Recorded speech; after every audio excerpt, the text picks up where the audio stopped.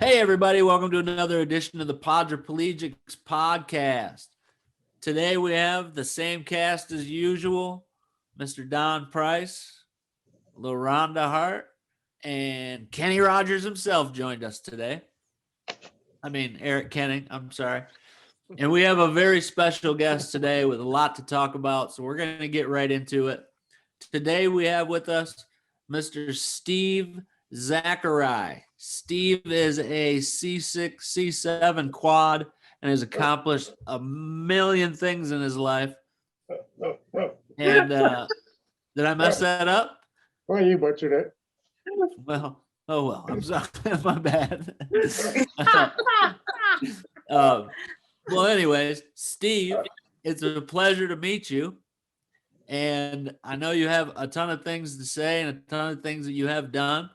So if you want, you can introduce yourself with the correct name and we can go from there. Okay, well, thank you, Shawn. Name is Steve Zaccari, not Zaccari. It just butchered my name. My dad's going, what the hell happened to my name? Got a quad myself also, 36 years post-injury, C6-7 quad, originally from Buffalo, New York area. Moved out here after 4 years of living in the snow, decided that I'm not doing this anymore. And I came to Arizona in 1990. So you've been here since 1990. That's a good thing. You said you're 36 years post, yeah? Yep, 36. So I have one question because I'm 20 years post. My first question for you would be, have you noticed any differences over, say, 10 to 20 to 30 years of being post-injury of how you feel and some medical issues maybe that have arose? I would say first 10 years, you don't really know what's going on. You're still trying to figure out your body, I think. You're still trying to figure out what's normal, what's not normal. It took me about 3 years to figure out what a UTI was. And my body's telling me, but I couldn't figure it out right away. But over that, I think probably the last 10 years, I just feel the aging stuff. Everything hurts. My arms hurt. My shoulders hurt. Just, Do you deal with a lot of nerve pain? I don't know if it's nerve pain or not. My butt has been burning since the very first day I sat up. So I don't think that's anything different than it was 36 years ago. So for me, it feels the same. So what are I know you're involved in a lot of different ventures. That's kind of one of the things that we do here on the show is we like to talk about some of the things that we do that are positive, like things that we have accomplished even though we have a disability. What are some of the things that you do as far as work goes or in the community type of stuff? Well, work-wise, I worked for Abilities Unlimited for several years. Some of you guys may remember Bill Scott. No, Don remembers him. He was a guy who had a business.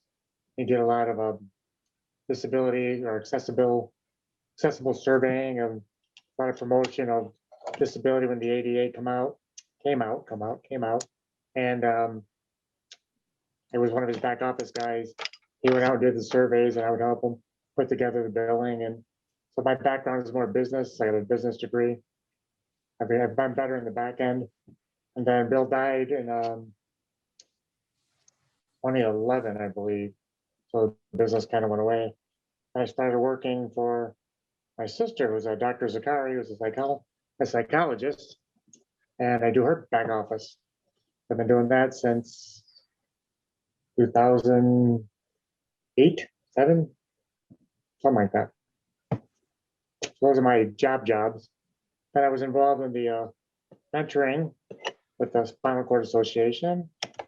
I was part of the very first conference you guys ever put on as a spinal cord injury. When you first got your funding, you put on the national conference for I think 3 years, Don, maybe first 3.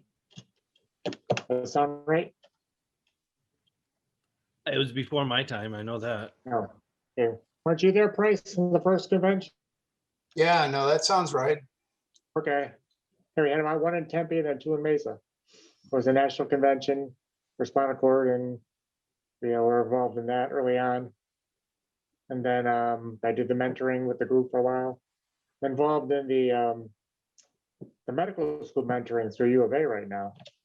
That's been really interesting to work with the kids going through PT, OT, and becoming doctors. I've been doing that for about 5 years now too. I really enjoy that. I think a lot of that came from, I was on the governor's council for a while for spinal and head injury, for about 5 years, and the worst 5 years to be on the council, that was the 5 years of recession hit. They cut every program we put in place. Basically, we just sitting there, who are we gonna whack this month? So basically, my 5 years were very disappointing. But just before they started whacking it, we put together a program with U of A to put a curriculum course into the medical school for rehab, because the students get no rehab. So we had everything ready to go, waiting for the contract to get sent over, and then the recession hit and the governor whacked all of our funds.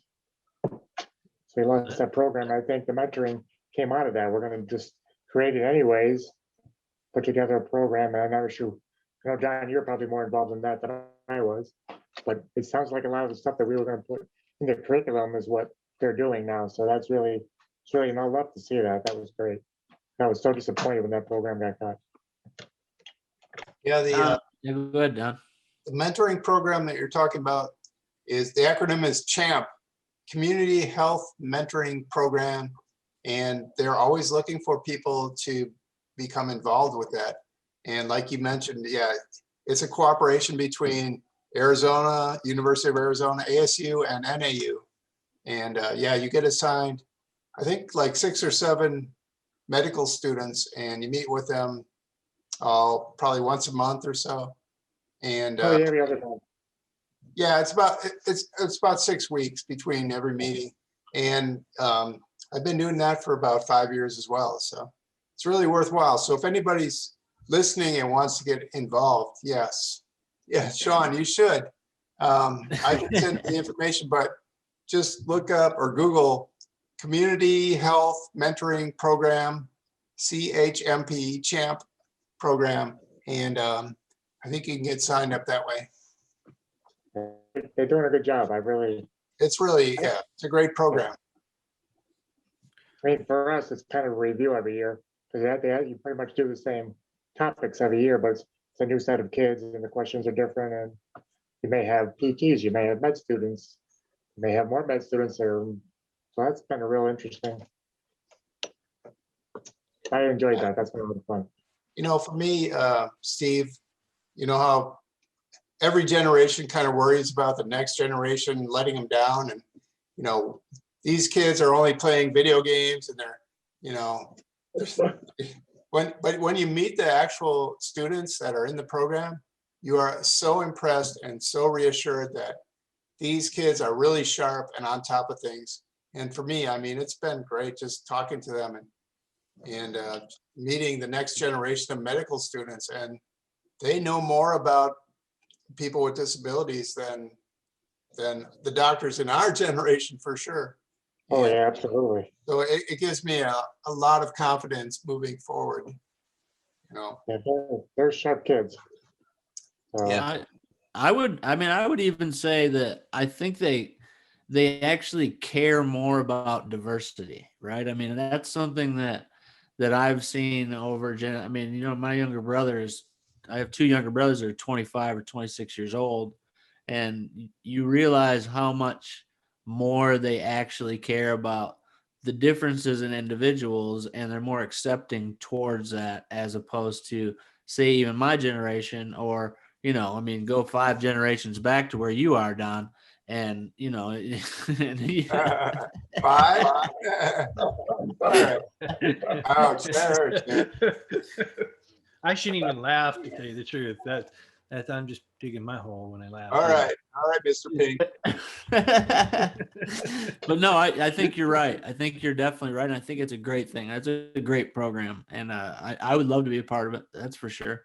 You know, that's super cool. We will get you involved. Get you involved. It's great. It's a good. That's something.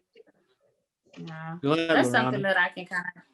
I said that's something that I wouldn't mind getting involved in, only because what I'm trying to do with this whole Miss Wheelchair, Arizona, trying to get it out and get more young people involved in the community, to getting them out doing different type of things. So I think that would be something that I would love to do also. Let's post a link down below here in this Mhm. podcast. Eric and Kenny Rogers can take care of that. We'll put a link to I'm become. thinking more Michael McDonald than Kenny Rogers. Oh yeah, right. Michael McDonald's a good Michael McDonald. Oh no. Another one. Kenny Loggins, Michael McDonald. Yeah. Oh, I'm gonna have to look his picture up now. Jeez. Yeesh. It's pretty good. you got a lot of aliases now, Eric. I like it. I'm Yeah. everyone. I'm everyone. What can I say? I'm everyone. You're every man. You're every man. It's too Yeah. bad he don't sound. Too bad he don't sound like Michael McDonald. Yeah. Have you ever heard him sing? He's very like. Great. Yeah. I'm talking about Yeah. Eric. Oh, no. sorry. Eric Eric. plays the keyboard just like Michael McDonald and sings. That's Oh right. God, Eric's got the voice of an angel. The Doobie Brothers. Yeah. What kind of angel we're talking about, though? That's what I want to know. Yeah. He's got a voice that sounds like the mix between Fergie and Jesus. Oh yeah. That's a range. What does that even sound like? Right. That's a range. That's Yeah. So, another one of the things that you said is that you have a business type of background. And did you go to college? Did you graduate college, or do you have a post degree or? I went to undergrad. In '83, I graduated with a business degree. Then I got injured in '85. Between '86 and '89, I went back to grad school because I didn't have anything else to do with my life. I got a master's in student personnel administration, which obviously I don't use today, but it was an interesting program to be a part of. I did work Yeah. at the college near my hometown for a couple of years while I was going to school. So I enjoyed that setting too. Thought that'd be a fun setting. Yeah, I mean, I think for me, and I can only really speak to my experiences. Going into a higher education programs like that really helped me become more comfortable with myself and being around people, right? Like, because you're kind of forced at that point to be around people, and it really helped me develop the sense of self that I felt like it was okay, like I was a normal person just like everybody else, because I was able to accomplish the same things as they were, if not even excel at those. Absolutely. Plus, especially when you're newly injured, it's a great to get your butt out in the community. To get out there and I was going to school in Buffalo where it was snowing and I would get stuck and people would push me out of the snow, and so I got to get used to asking for help and people come over to talk to you and just being really back in the community again because back in our day, 5 generations ago, they kept you in the hospital for 6 months. And so you're that nice cocoon of a life, and then you get out in the real world and you go, oh man, this sucks. Nothing's accessible, especially Buffalo because it's so old. Because of the snow, everything is elevated because of the flooding. So getting into buildings was such a challenge, and thank God the college had done a lot of work to make it accessible. It's still, they have to ride around the backs of the buildings to get into some of them. But at least they did make an entrance somewhere away from the steps so you can get in. So yeah, it was quite a learning experience right after the injury, like you said, Shawn. It's good for you to get out there and again, you feel a bit weird because you're the only person in a wheelchair that you see on campus. So you stick out. It was a good setting for yourself. Get your self-confidence going again, get you in a setting where you're using your brain. Yeah.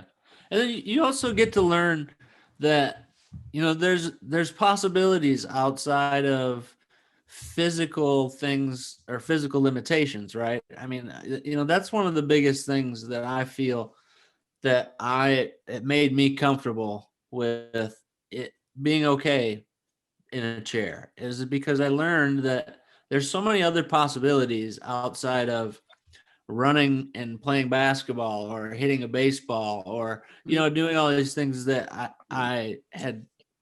That was my sense of self, right? Before is my physical things that I could do, or being on. But then when I actually went back, I understood that there's endless possibilities still, right? It's not just, oh, I can't run and play basketball anymore. Wow, my eyes are open to, I can run a business. I can be successful at many other things, Absolutely. Mhm. Plus, if you're into the sports thing, there's enough recreational therapists in Arizona that could hook you up out here. You got Joe Crawford, who's an expert at getting people out in the community, doing sports stuff. And we're really lucky in this area to have so many resources available. Yeah, I think that's why a lot of us come here. I be think so honest. too.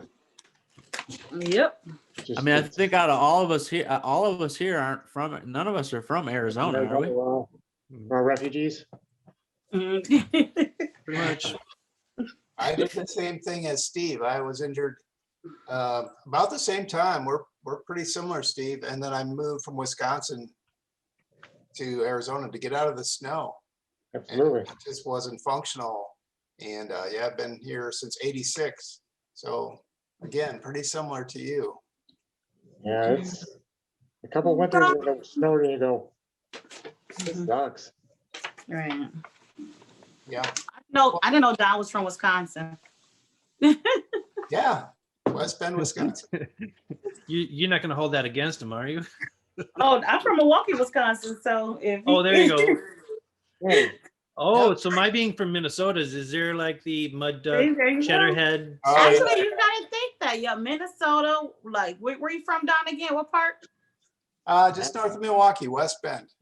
West Bend. Well, yeah, West Bend, Milwaukee, and then we got what? Detroit, Me, I'm from Flint. Flint, Wow. Michigan in the house. Okay, Flint. So I mean, hey, we got a little triangle going on the choo-choo train. Yeah. we got the Yeah. Great Lakes. Flint, Flint really explains you, Shawn, that lead in the water. It Yeah. all makes sense now. And now we get it. Oh, yeah. Yeah.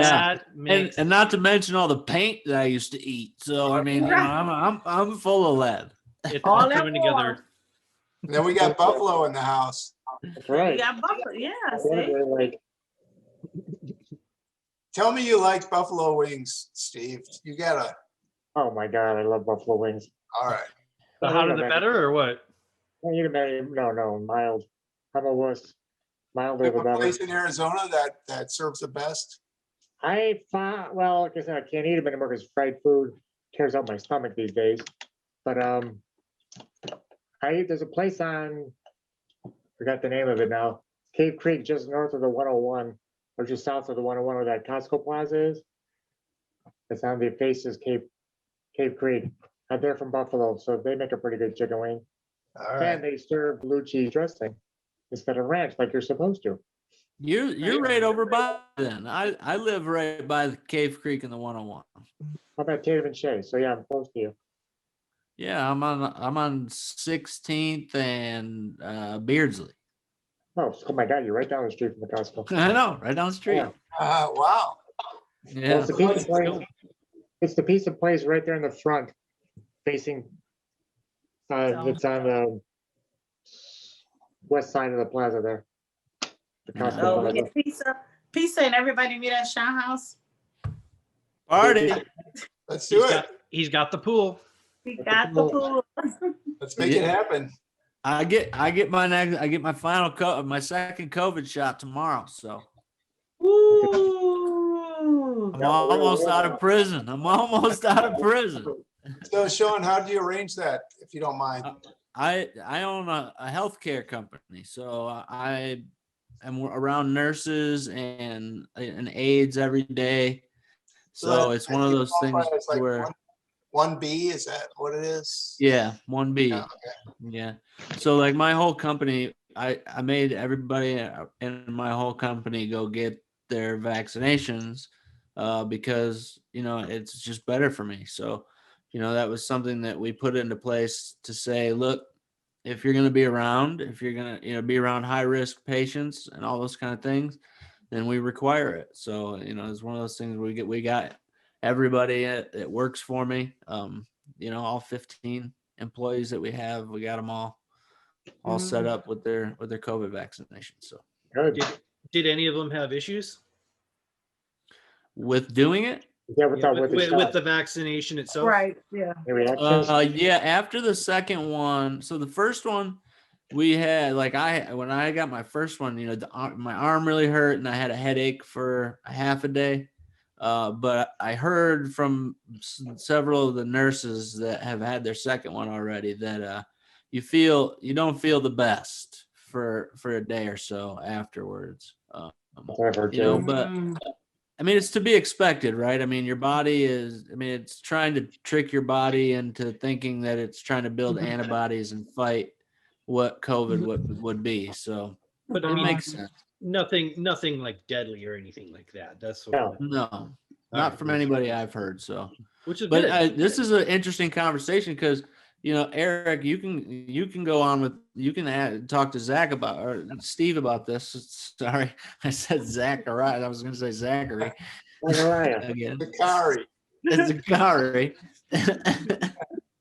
And yeah, you could talk to him We about we that call them because all that was kinds one, of things, so don't feel bad.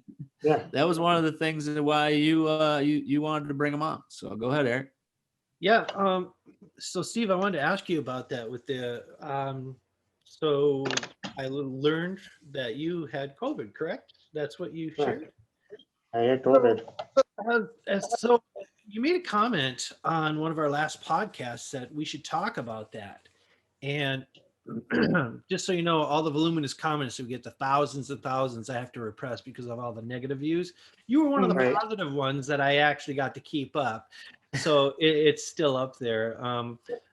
But you had mentioned that we should talk about policies, procedures, or what do you do when you have you have a disability and you have to deal with COVID and you have to deal with caregivers and nurses and stuff like that. What did you do? How did you proceed? How did you stay safe and keep the people around you safe? What was the procedure? You know, luckily mine was a mild case, so I didn't get violently sick. I didn't have to go to the hospital. That's I did good. test positive, Mhm. and I had the wet cough and aches. And a couple of my aides that work for me work at John C. Lincoln Hospital, so they've done some COVID. They've been exposed to COVID, and so I got the results, and I called the county line, like, okay, how am I going to quarantine? I'm a quadriplegic. I can't quarantine for 10 days or by myself. He said, go buy all the PPEs you can to protect them. So get gowns, get masks, get shields. You have gloves. Of course, I have gloves because we all have gloves. And she goes, and that's all you can do. Have double mask, put the shields on, put the gowns on. So I had to scramble to get everything. And my aides are really good about coming to work, which is really wonderful. They still did come. A couple of them couldn't come. So my family jumped in and got all wrapped up in the PPEs. And I was telling you guys, you should have, you're in the season right now, you should have this stuff at home. A couple of gowns, the shield, some extra masks, and the gloves just in case. Because we're going to get exposed. People around the world are coming into our homes. There's a chance we're getting, even though I don't go anywhere but work at home, you still get a chance to get, like, I got exposed to something. So I was just telling Eric in the message, should let people know, have this available. And I told a couple of the other quad guys that I know, hey, get some stuff, keep it in your house. Get a box, fill it up with this stuff and have it. If you're trying to get it in a hurry, you're not gonna be able to get it. And Amazon takes at least a day or two. You can get stuff. So one of my aides grabbed some, and so we were good. So I got a question. How did you know when you first had it? I mean, what were your symptoms in the very beginning? See, I didn't think I had it. I get bronchitis every year, right about Christmas, New Year's. I get this wet cough, and I just cough a lot. And I was achy, and I'm always achy, and so I just started taking the meds because I knew bronchitis was coming. So I went to see my doctor to get some. I go to this holistic doctor and he gives me a lot of herbs. I was, picking up some stuff. He goes, take this in case it's COVID. I'm like, it's not COVID. So go get tested. That's the same thing I have every year. Just go get tested. So I went and got tested and it came back positive. I was more stressed than anything. Steve, you said lots of herb, right? Herbs. Oh, herbs. Okay, Oh. just wanted to make sure. And herbs, a lot of herbs too. So Steve, can I just jump in real quick? Sure. What is your regular schedule? I mean, do you obviously use caregivers to help you get up in the morning Yes. and in the evening? I mean, Yes. what is your regimen normally? So how does this work? My regimen is they come in at 10 at night, they leave at 10 in the morning. So they get me to bed, come in with night care, they get me up in the morning, a shower and all the dressing and all that. Okay, and do you use the Medicaid program or do you use private pay? Do you use? I use private. Okay, I was a workers' comp injury, so mine goes through workers' comp. And I've just always hired my own aides instead of Do using. you have any issues through your workers' comp trying to find people who accept workers' comp, one, and finding people to like a company to care for you, or do you privately hire? I know I privately hire. Every time I've tried to use an agency, they have been crap, so I haven't used any. And my adjuster says, as long as they're certified, hire whoever you want. So I know this one agency that I hear they're pretty good, actually. really, I heard they Which one? It's not mine. so Steve, No, I don't know what, but I just have always, luckily, my aides have always found other aides to come work for me. Because they know somebody or somebody they work with. So I have this connection with John C. Lincoln Hospital because about 15 years back now, different people have just recommended somebody, down the line about 5 or 6 now. so That's interesting that you're by on your own from 10 a.m. to 10 p.m. is what you're saying. That's correct.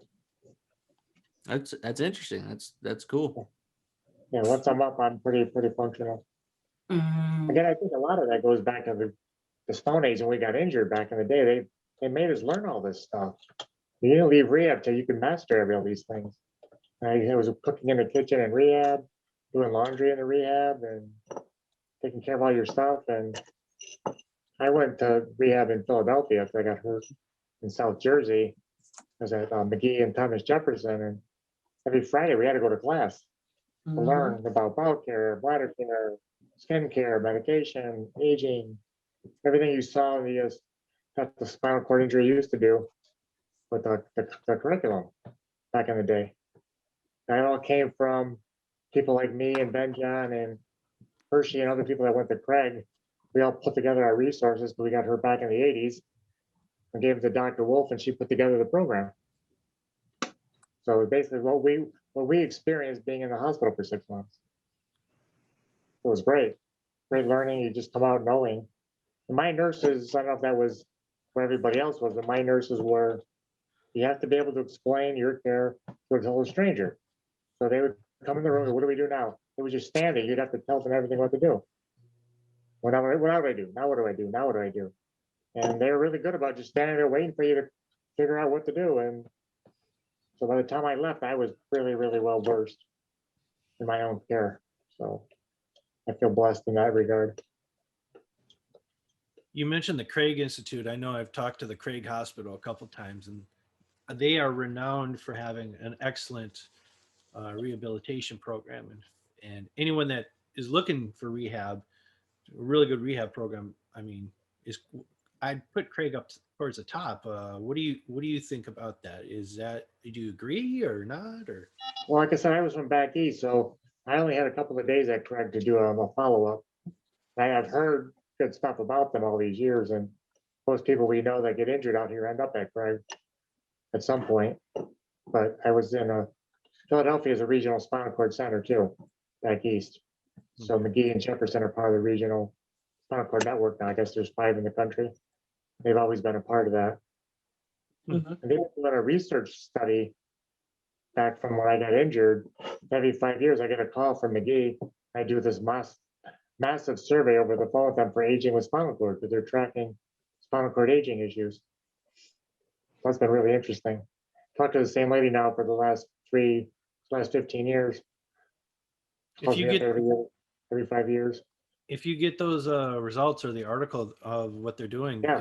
if you get that information, could you send it my way? Yeah, I keep asking them for it, but they never send it to me.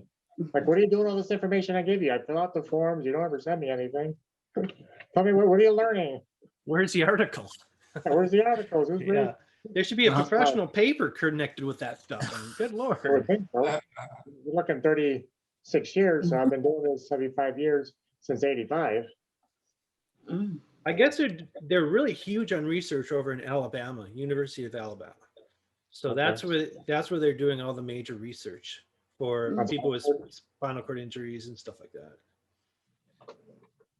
Okay. So Steve, can I just ask, how was your experience with COVID? Do you have any chronic ailments that are hanging in there? Any recommendations for those of us that are people with quadriplegia or with disabilities? Like I said, I was really, really lucky that I had such a mild case. But again, I go to a holistic doctor and I take a massive amount of holistic medicine stuff, herbs and root stuff, and they all taste like dirt to me, but they have this whole regimen. What kind of Okay. stuff, if you don't mind? I mean, The names of the stuff I'm taking is called Kellen. I have no idea how to spell it. I'm at work, and I have it in front of me. I can spell it for you. Immunopad by Kellen. There's, God, I should remember writing this down. There's 2 other ones. And I take these drops called Wise Judge and Dispel Invasion. I've been taking this. and do you think Since- that, what, I think that helped. that helped? Okay. Yeah, Maybe, that's his regimen that he gives people going into the winter, especially with COVID. Mhm. He always gave me a winter regimen. He goes, so just before I got COVID, he said, just in case you get it, keep all this stuff at home and take all these things. So I started doing that. maybe you I can read- email this to us later and we can put it Yeah. up. Yep, I can get you the list. But you gotta get Well- it through a doctor. You can't buy it online. You gotta buy it through a. You know, we're not doctors here, but it's interesting to hear what kind of things Yeah. that helped you or you feel helped you. Yeah, Right. I think I Go ahead, pneumonia was Laronda. harder on me than COVID was. Yeah, I take I have a holistic doctor that I go to that I basically see, and I got that other stuff that you was talking about. Like I do like black sea moss, I do the silver something drops, and elderberry. Wonderful. So Elderberry, yeah. yep, I do a lot of that, and it tastes horrible. Oh, yeah. But because I have a history with antibiotics, so I was trying to do more natural things, put good things in my body. So I think that, and since I've been doing it, I mean, it is costly though. So I think that's another thing that, I will always tell people, because, just the one bottle, the jar of the stuff that you were saying, the first one, I bought that, and that was $60, and Yep. it only lasts 30 days.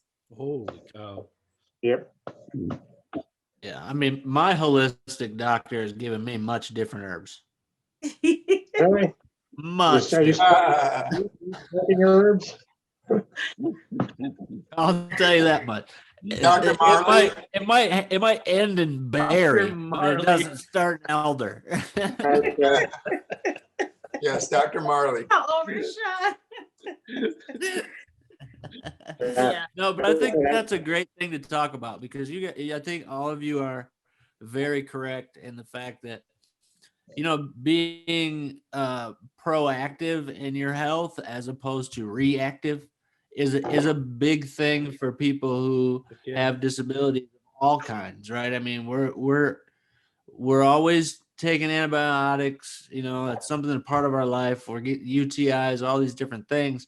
But if Mhm. you can do something, even if it's the D-Manos that we talk so much about all the time, or even if it's some of the elderberries or other fish oils, vitamin C, vitamin D, all these things that you can do to try to stay proactive and on top of what your health is going to help you recover faster. It's going to help you try to, stay off of as many antibiotics as possible. I think it's a very interesting topic, and I'm glad you guys brought it up.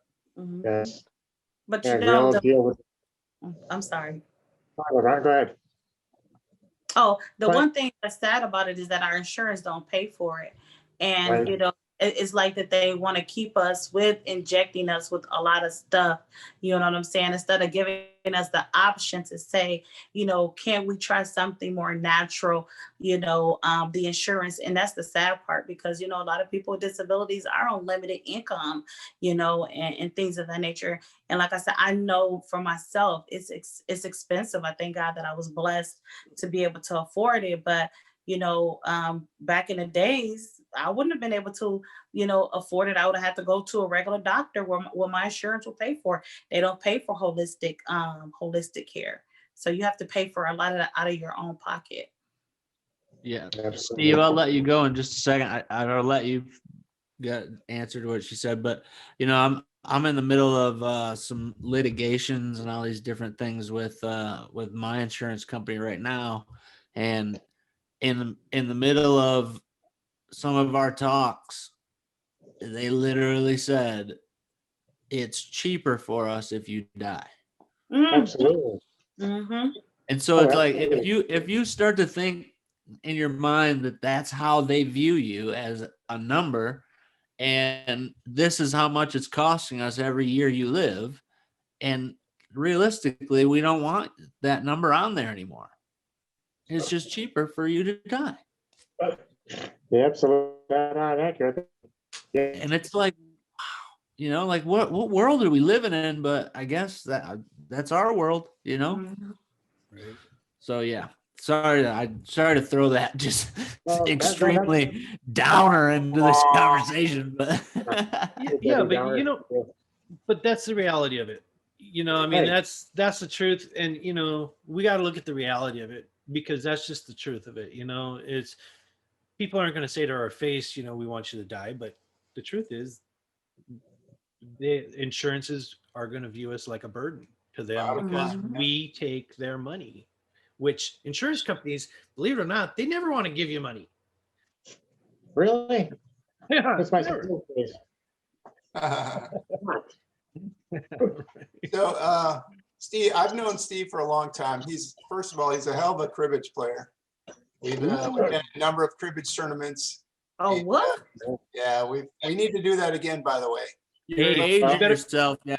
You're aging yourself by saying the word I- cribbage. you better invite me to this one because I'm all in. So What Yeah. is? It's It's a a card card game.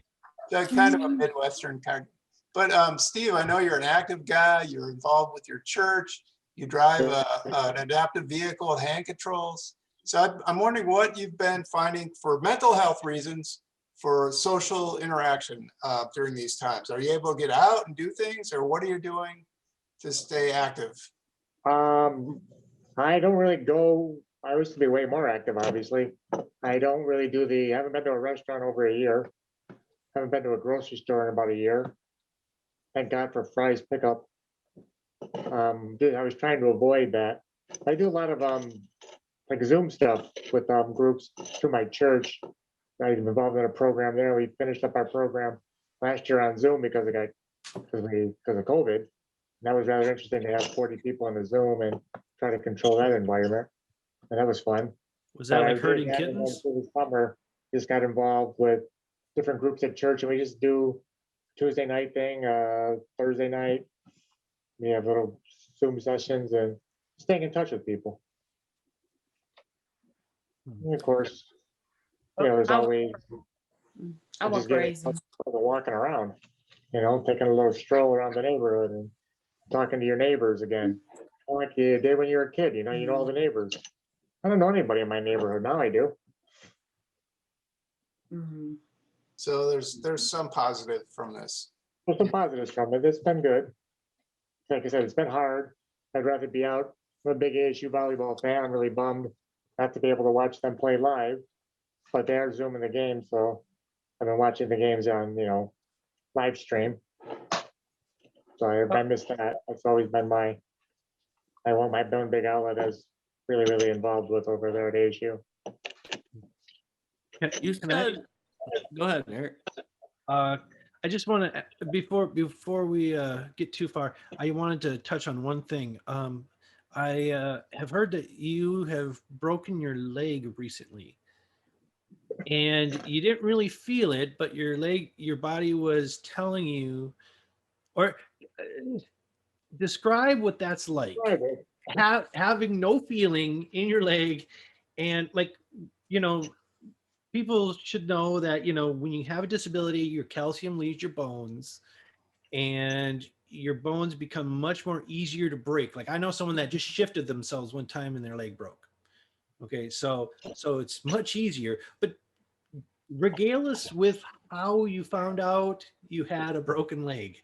How graceful I was in my actually I did it here at work. I'm in a permobile chair, wheelchair now. This is the first time I've been in this chair, this type of chair. And Katie from PT, for her last name Banner, said, "Gotta be careful transferring and make sure you move your feet because you could break an ankle in this chair because your feet don't swivel because they're so locked into these pedals." I'm like, yeah, right, whatever. I've been in the chair for 36 years. I've hit my leg several times and never damaged it. But this chair doesn't let your foot slide with you when you connect it in the doorway. You catch it on a desk or you catch it on a corner. I caught it on the desk, and I didn't think it was that bad. I mean, I felt the twinge go up my leg. I'm like, I'm gonna be black and blue tomorrow about that one. But then I started to sweat. I sweat on the left side of my head. That's my trigger. Something is wrong. Like, well, I'll give it a couple days and just see. Because usually it's you sprain your leg and it turns black and blue, and But I didn't feel the break. I didn't even hear it break, actually. I broke a bone as a kid, and I remember hearing that. And so it was a Friday night on my way out of here, I did that. So Monday I went and got an x-ray, and when the x-ray people will tell you don't leave the room, that's usually a bad sign. So your autonomic dysreflexia kicked in. Was it all weekend? No, but it hasn't stopped since. I'm still sweating a month later. Wow. I kicked in, and so the radiologist said, "You need to go to the hospital right now." And I went, "I'm not going to the hospital right now. What are they going to do?" So I didn't go. So I went back and saw my doc, who was in the same building. He said, "Go see this ortho guy." So I called these ortho people who were COVID reductions. We're not taking a lot of patients in as quickly. So I had to wait for a couple of days to get in, and finally I saw the x-ray, and I broke both bones to the end of fibula. Oh, Wow. Yeah. Looks good. So did they put you in a cast? Because I heard that's one of the problems. So the first thought was, well, you're a quad and you're not going to be mobile on it, so maybe a cast that'll help it heal, and we don't have any weight, but we don't have to worry about you damaging it anymore. So I was in a cast for a week, and I went back for the follow-up.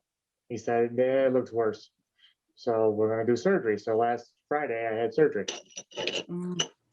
They put a pin in to the big bone and then a couple of screws in to hold the bone in place. So that of was course, last Thursday. that was last Friday, Oh, last Friday. a week ago Friday. So about 10 days ago. The 5th, You yeah. recovered well. And so again, I was just starting to stop sweating right up to that point, and now they cut your knee open. Your knee swells up like a giant watermelon. My leg looked like a calf, and my thigh looked like a watermelon. It blown up. So now I'm still sweating from, I think, fat now. Now the swelling is going down. I think it'll be another week or two before the dysreflexia finally calms down. But thankfully, it's not affecting my blood pressure. It's just the sweating. So that's a sign for us squads Yeah. out there. You're I was gonna sweating. ask you, did you use any do you use any like nitro bid or nitro paste or anything like that for times in which you have dysreflexia bad? Like what, I've only had dysreflexia when I was in the hospital, where the blood pressure went crazy. I've never had that since. So Huh. it's been about 35 years since I had a episode with the blood pressure. Yeah. I mean, if we're gonna talk about broken bones, you guys want to go into story time here or what? Oh, you got a story? He's a one-upper. He's a one-upper. Okay, yeah. Let's. I got one for you if you want to hear it. I did. Oh, I've Lord. broken bones too. I broke it. So one night I was, let's just say, having a couple soda pops, and I was wheeling home, and I had my chair on full speed, and look, I had way too many soda pops. And so I was wheeling down and I hit this bump in my chair and my foot fell off the footrest and my toe Oh, dug into the sidewalk.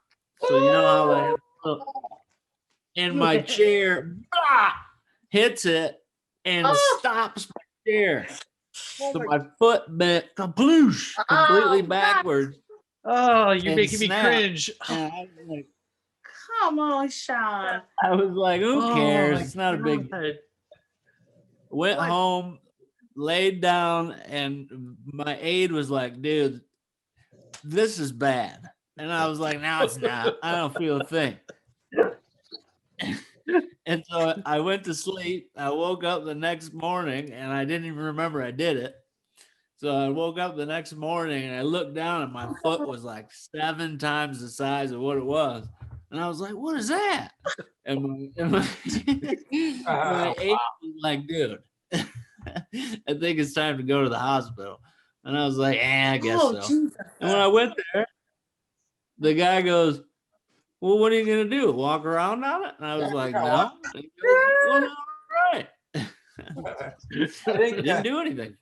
I think, Shawn, any of us with quadriplegia that don't have feeling that in our lower half, they probably have some broken toes from pushing through doors and Yeah. running into things. I mean, I'm sure I do if I were to x-ray my feet. But like you said, I'm not tap dancing. I'm not walking on them. There's really nothing they would do for that. But yeah, I mean, I'm sure I've done it over the years. But yeah, it sounds like you did a good job, Steve. Yeah, it was lovely. So Yeah, as long as you don't have the dysreflexia badly enough to where it sends your blood pressure skyrocketing to where it's affecting maybe you possibly have stroke or stroking out, then So, And I've known But I people. do recommend you contacting a doctor. yeah, I recommend that anytime your blood pressure gets that wacky, Yeah. go see your doctor. Dysreflexia is, that's some serious stuff. So Yep. You gotta be. I don't think they teach them that either. That stuff. That's one of those words that'll, we'll get new injuries that'll call the association, and I'll say, do you know anything about, dysreflexia? And I didn't even hear about dysreflexia until I started in the organization, to be honest with you. So wow. Yeah, I went my whole life, and I didn't know why. Like sometimes I'd get these really bad headaches, or like certain parts of my body would really start sweating. And I'm a para, but I'm sure I still get it.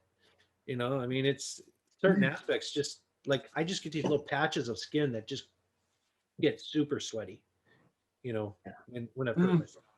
So, and I think it's different for most people too. Like I think that's one thing that we talk a lot about on the show is you need to learn your body, and you need to learn to listen to your body and answer their calls, because if your body's starting to feel different or strange or weird, or you're getting hot, you're getting sweaty, you're feeling uncomfortable, your blood pressure seems to go up, you got headaches, even something as simple as extreme congestion. I mean, that is a sign of dysreflexia. I mean, there's multiple signs of this, and your aides and your nurses all need to be trained in what to do on that as well. And that's something that you need to know, and you need to be able to train them. I know every nurse I've ever had, or aide I've ever had, they've never heard of it. So you have to explain to them and tell them the symptoms and the signs and help them understand it too. So Right. Yeah, I agree. Good point, Shawn. Absolutely. I just have one more question for Steve. I know we're running short on time, but Steve, your sister Annette is well-known in the spinal cord community for all that she does. Do you mind just talking a little bit about what she does and maybe a little plug on her business? Well, the business is Zaccari and Associates. She was a head injury social worker back when I got hurt in the 80s. She was working at a rehab hospital in New Jersey for head injury. So she's already really well versed in rehab. And she had moved. That reason I came out here, because she came out here a couple years before I did.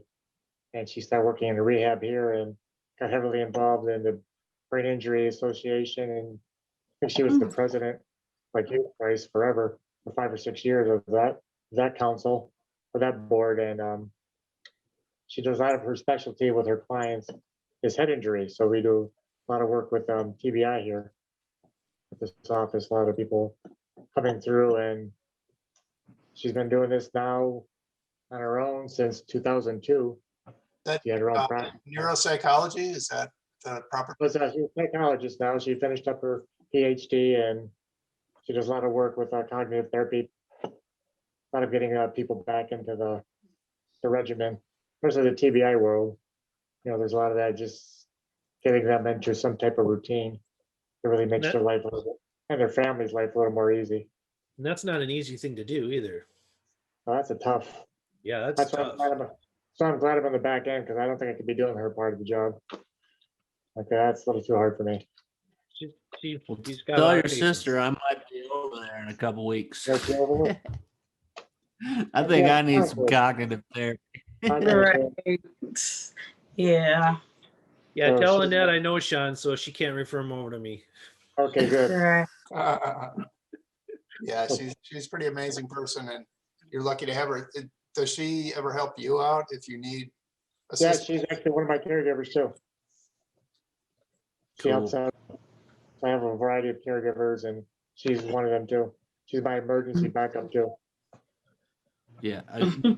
Family is a major part, man, right? I mean, family plays so much of a part. And So yeah, I guess I've been really, Mhm. really lucky with my injury, where I got hurt, what I've been through. And having a workers' comp case makes life a little bit easier. You do have a little bit more available to you than you do if you're stuck on access. Yeah. yeah, Amen. it's the Yeah. same thing with me. Go ahead, Don. Well, I use the access program, and yeah, you're always worried about your income. You got to jump through this hoop, got to jump through that hoop to make sure that you don't somehow mess up the program. It's very challenging to do that. Can be done. I've used it for years, but yeah, I mean, sounds like you have a good situation, and that's great. I Steve. didn't understand that when I first got hurt. They kept telling me, "You're happy, just be happy your workers' comp injury." Like, what the hell's the difference? So just trust me.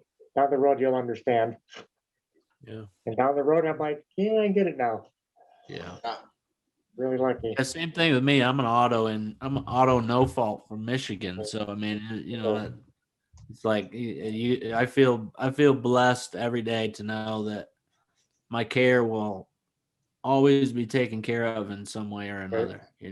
I don't ever have to worry about that, and it's a very good thing. And I think that brings me up to the idea of, and we should do a whole episode with Don and Laronda talking about how that works. And I think Eric, you deal with that stuff a little bit too. I mean, access and how you can go about still having a job, but still getting your care and all those different things. I mean, those are very, very important things for people's lives, You get a ticket Yes, to it work, is. one of those ticket to work Social Security people on. Help explain that too. Yeah. Yeah. Well, and freedom to work too. Yep, come to work. Mhm. Yeah, those two programs are pivotal to getting back into the work world, and then also vocational rehabilitation. Those three are linchpins to helping you to get what you need to move Right. forward. Right, and then like with me with Social Security, we deal with 1819B cases, and that's where that we people are not eligible for a payment, but they have high medical. They have their medical is so high that we just keep them in a non-pay status, but active status, so they can continue to receive their access. Yeah. That's I the way mean, to these are all so many things. Like, there's so much that goes into that. And I, Mhm. you know, and I have some experience as far as what is income and staying on, disability and Medicare. But you guys have a wealth of experience and knowledge when it comes to how to be able to get through those when you're first starting. I mean, when you're first injured, or maybe if you don't even understand what you're doing right now and you just want to work and get back into life.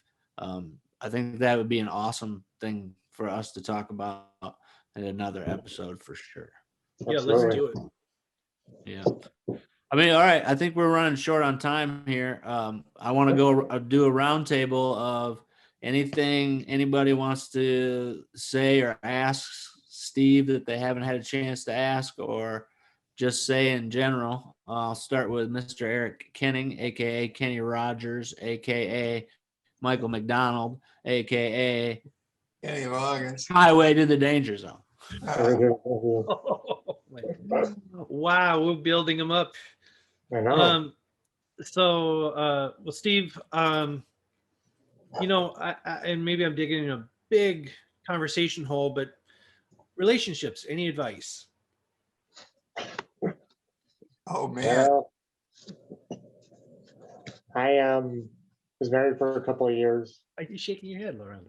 and it was it's a challenge having living with, and in fact, for her especially, living with somebody who has a disability and who has people in their home a lot, and that's a real challenge. And that was a difficult moment for us. But I think there's people out there that if you want to get out there and date and get out there in the world, there's people out there, and put yourself out there and see what happens. Yeah, I'm with you. It is very difficult. It is a very difficult Yeah, it is. situation, especially if you have caregivers Yep. and family around and all these different things. Not only does the person have to be able to get along with you, but they have to be able to get along with 5 to 7 or 8 to 10, however many you have, other Right. people, and then deal with your schedule. And then also on top of that, deal with a disability. There's so many hurdles to jump through. And it's not, we don't say this to discourage anybody listening. It's not what we're trying to do. What we're trying to say is that it is very difficult, but there are people who are willing to be part of that. It's Right. just, I think transparency is a very big key when it comes to that. And be we're not very talking open. about devotees, right? No, talking about real relationships, and Yeah. it's just that you have the transparency of, this is my world, this is what it's like. And there's not a whole lot I can do to change this world, but sometimes they work, sometimes they don't. There's Yeah. people out there who have had successful long marriages and disabilities, and some who haven't. So it's just a matter of, like any dating world, right? Just finding the right match. What's the divorce rate in this country? 60%? That's able-bodied? Oh yeah, that's You're not that's that- you're able not body. that Yeah. good at it either. So, we Yeah. may fall in the same categories. Yeah, you put all those other factors in there, and it becomes a Right. very difficult thing, that's for sure. But as far as devotees go, I do accept emails, but I may not respond, but I do accept emails. But And pictures. with the email must come a picture and a There you bio. go. I knew that. I would love to have a show where we're just talking about those pictures. Just be like, we got this one and this one and this one. That'd be Well, awesome. I think me and Laronda could go on for about hours of the stuff we get. Well, Laronda may have a potential. Oh, Hey now, oh, really? reeling it in. Reeling Set the hook, it in. Laronda. Set the hook. Wow. I'm working on it. Hey now, somebody's a lucky man, that's for sure. Laronda, you're up next. Well, I appreciate you coming on and sharing your story and just appreciate all the things that you do. Is like an eye opener for me. I'm always learning from everybody that we bring on the show. So I just want to thank you just for being so open and sharing your experience with us. My pleasure. Mr. Don Price. Yeah, well, I want to thank Steve for coming on as well. I'm glad you are feeling better. And, you're one of the first quads that I know that, has gone through the COVID thing. So I think there's so many people that are scared. You're a good example that, you can get through it. And it's been a long year. You and I and Gary Hershey, we were used to going out for beers. We haven't done that. Oh. So it's good to see you at least on Zoom. I know, it's about time. Like I've been seeing you guys in forever. So, Steve, on a scale of 1 to 10 right now, how are you feeling health-wise? Health-wise, well, you take the broken bone out, you feel pretty good, but still kind of feeling kind of crappy with that. And the amount of sweating and always being wet, just the whole side of your. So it was really nice. They took the week off after surgery and it was sunny that week. So I just spent a lot of time sitting in the sun, drying up my shirts. And so right now, I probably think once that gets done, I'll probably be in that. Well, we have this aging issue, so we always kind of feel like, we're getting up there now and things hurt that didn't used to hurt. Yeah, I hear you. Where'd that pain come from? That's new. Yep. So yeah, we're entering a new decade this year, so we're getting up there. Well, hang in there, and thanks for coming on. Hey, it was fun. Good to see you again. You as well. Yeah. And I will say, along with everybody else, it has been an absolute pleasure to have you on, Steve. Zaccari. Very Yeah. good. Got it. It's been a pleasure having you on. I learned a lot, and I think that's what this show's for. That's what we do this show for. If we can learn something, then and anybody listening can learn something. I learned about some programs that I didn't know of.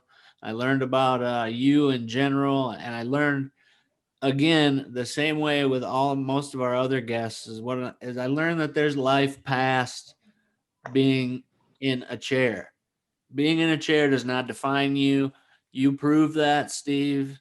You moved on with your life. You're successful in what you do, and you have other interests and all those. You're living your life, and the chair is not what defines you. And I think that is a major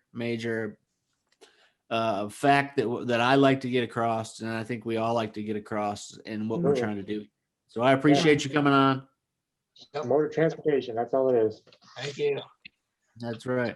We appreciate you. And anytime that you want to come back on and talk about anything else, you're more than welcome. Well, thank you, Jim. Thank you. We appreciate your comments and the likes and the listens. Your That's it. positive Goes up. comments, by the way. Positive comment, by the way, yes. Yes. Yeah. Negative I mean, ones will be subverse.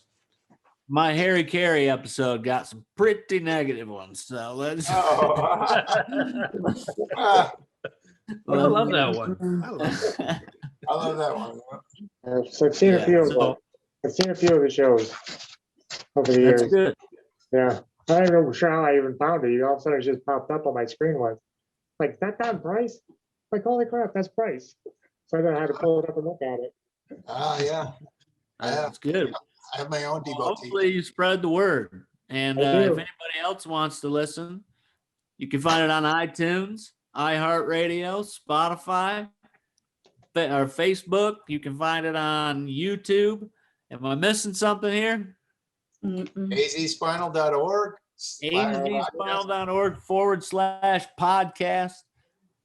And you can call Eric at the same number I told you to call him last time. And believe me, he likes those 2, 3, 4 a.m.ers. Those are his Love it. favorite calls. Love it. Love it. And if you're gonna sue anybody, it's gonna be Don, because Eric ran out of money after I pulled my Harry Carey episode. He got sued.